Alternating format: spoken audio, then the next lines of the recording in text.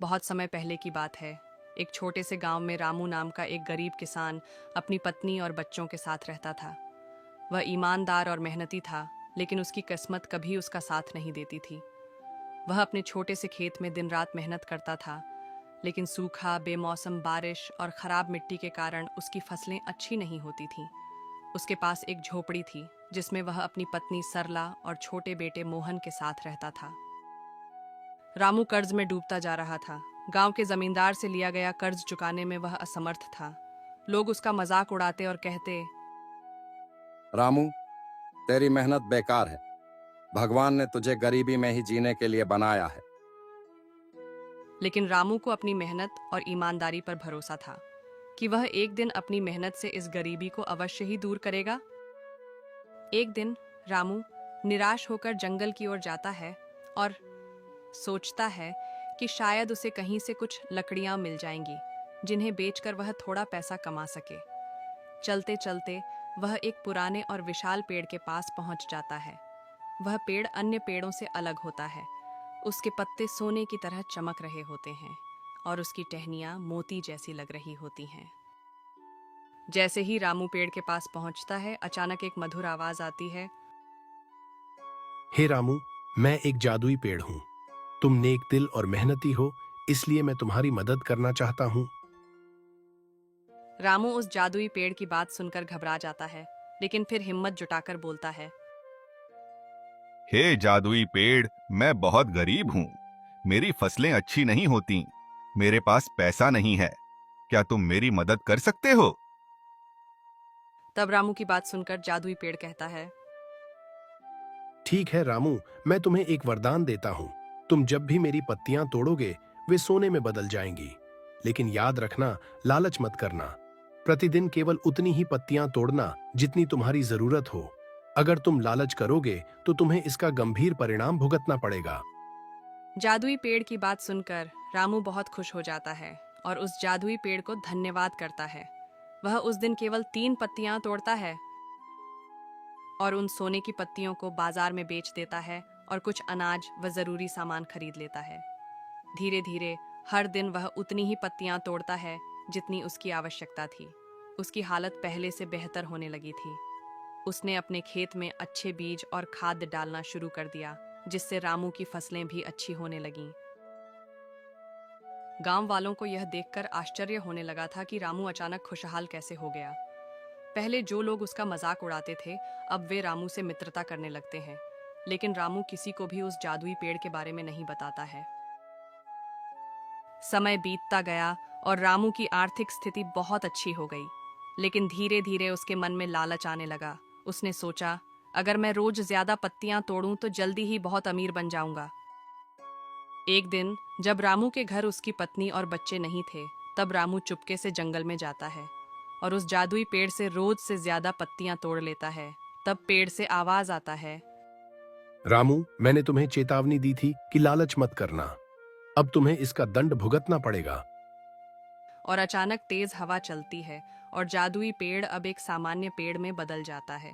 रामू को बहुत पछतावा होता है, लेकिन अब वह कुछ नहीं कर सकता था।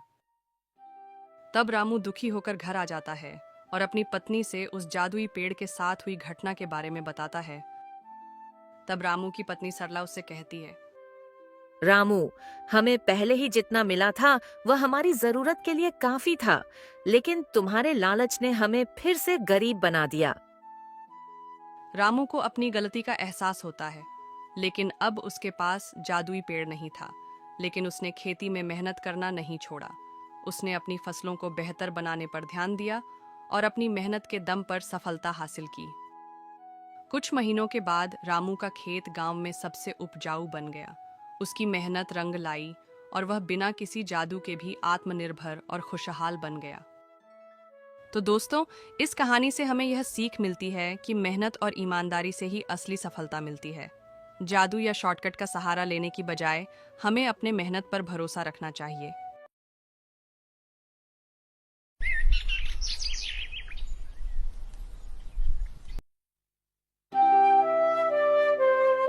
एक दिन रामू अपने घर में खाट पर बैठा था और उसकी पत्नी मालती भी वहीं खड़ी थी। तभी रामू कहता है, गीता, मैं कितनी मेहनत करता हूँ, खेतों में दिन रात पसीना बहाता हूँ, फिर भी हमें सिर्फ गुजारा ही करना पड़ता है। इतना कम कमा पाता हूँ कि बच्चों को अच्छे से पढ़ा भी नहीं सकता।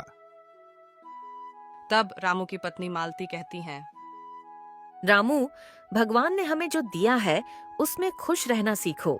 मेहनत का फल हमेशा मीठा होता है। लालच से कुछ हासिल नहीं होता है।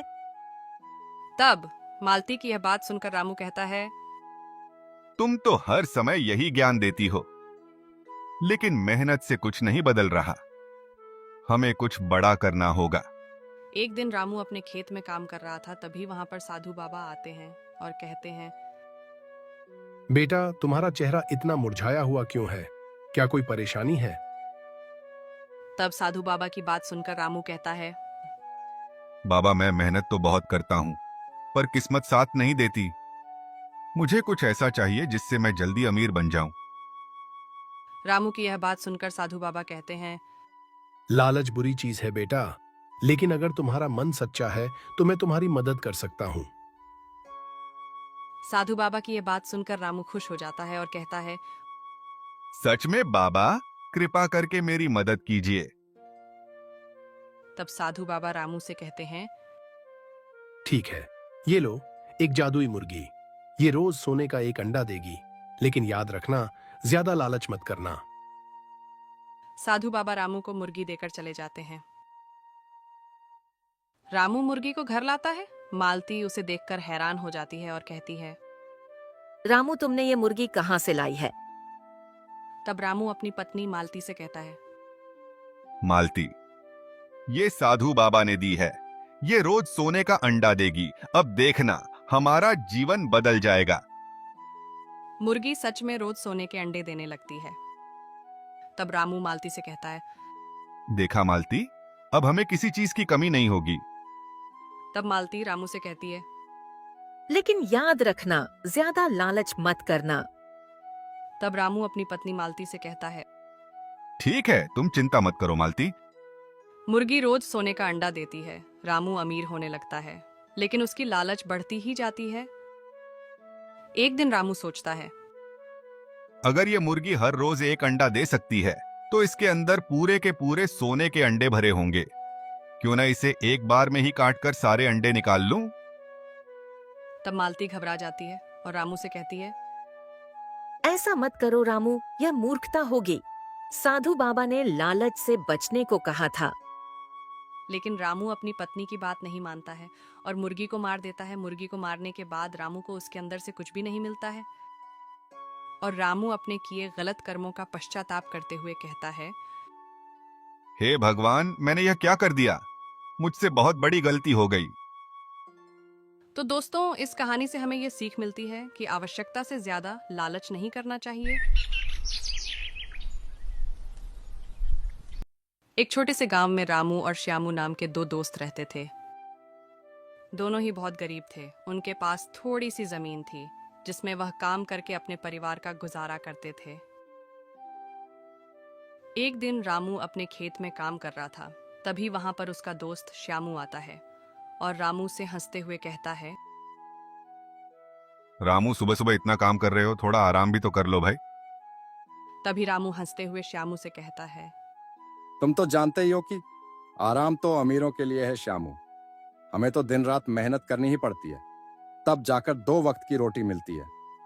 तब श्यामू कहता है, तुम सही कह रहे हो रामू, लेकिन ये जमीन भी तो बंजर हो चुकी है। बारिश भी समय पर नहीं हो रही।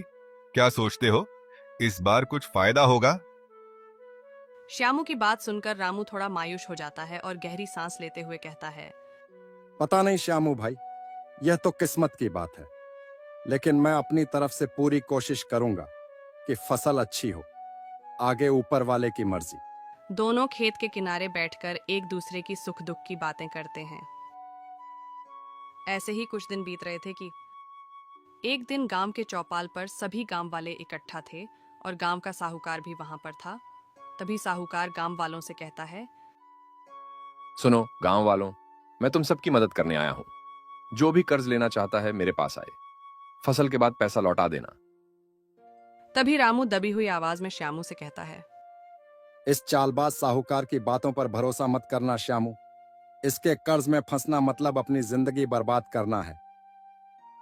तब श्यामू अपने मन में सोचता है, लेकिन हमें बीज और खाद के लिए पैसे चाहिए और कोई रास्ता भी तो नहीं है।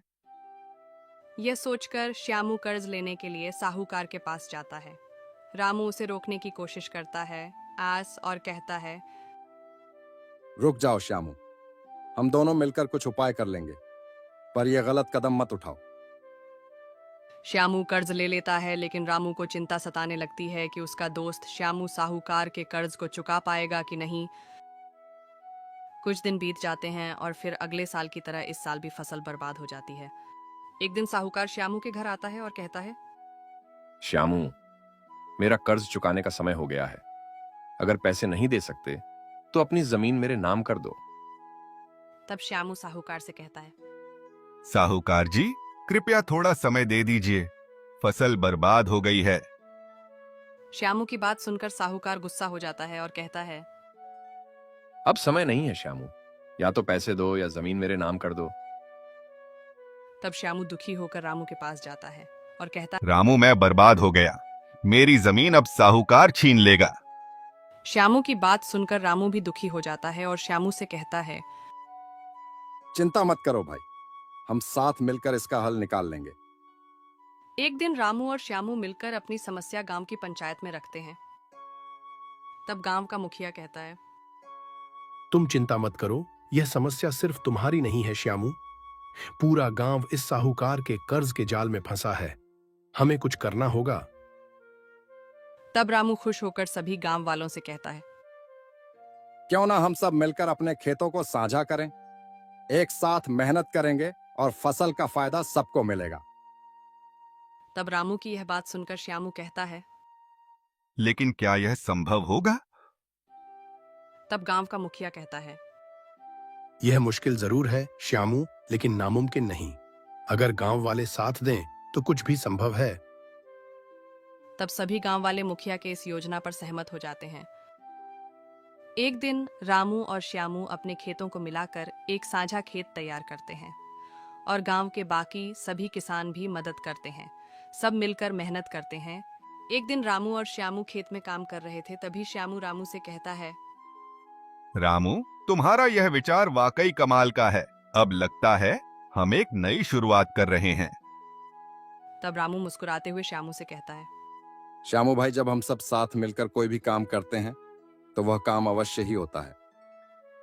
कुछ महीनों के बाद धीरे धीरे खेतों में हरियाली लौटती है और फसल इस साल अच्छी हो जाती है। एक दिन गांव के चौपाल पर सभी गांव वाले इकट्ठे थे।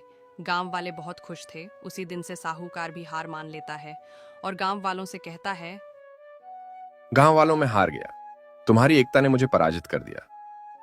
तब रामू साहूकार से कहता है कि हमें कर्ज के जाल में फंसाने की कोशिश मत करो साहूकार, हम अपनी मेहनत और एकता से अपना भविष्य बना सकते हैं। सभी गांव वाले खुश हो जाते हैं। रामू और श्यामू भी गांव वालों के साथ मिलकर खुशियां मनाते हैं। तब श्यामू रामू से कहता है, रामू, अगर तुम नहीं होते तो मैं कभी इस स्थिति से बाहर नहीं निकल पाता। तब रामू अपने दोस्त श्यामू से कहता है, अरे भाई श्यामू, दोस्ती का यही मतलब होता है कि हर स्थिति में दोस्त का साथ निभाना चाहिए। गांव में फिर से सुख शांति का माहौल बन जाता है। साझा खेती की सफलता के बाद गांव वाले खुशहाल हो जाते हैं। एक दिन रामू और श्यामू चौपाल के पास खड़े थे, तभी रामू कहता है, देखो श्यामू, जब हम एकजुट होते हैं तो कोई भी मुश्किल हमें हरा नहीं सकती। तभी श्यामू कहता है, तुम सही कहते हो रामू, हमारी दोस्ती और मेहनत ने पूरे गांव का भविष्य बदल दिया। तो दोस्तों, हमें इस कहानी से यह सीख मिलती है कि एकता और मेहनत से किसी भी समस्या का हल निकाला जा सकता है। साथ ही सच्ची दोस्ती हर मुश्किल में सहारा बनती है। तो दोस्तों, ऐसे ही और हिंदी कहानियां देखने के लिए हमारे चैनल को सब्सक्राइब कीजिए।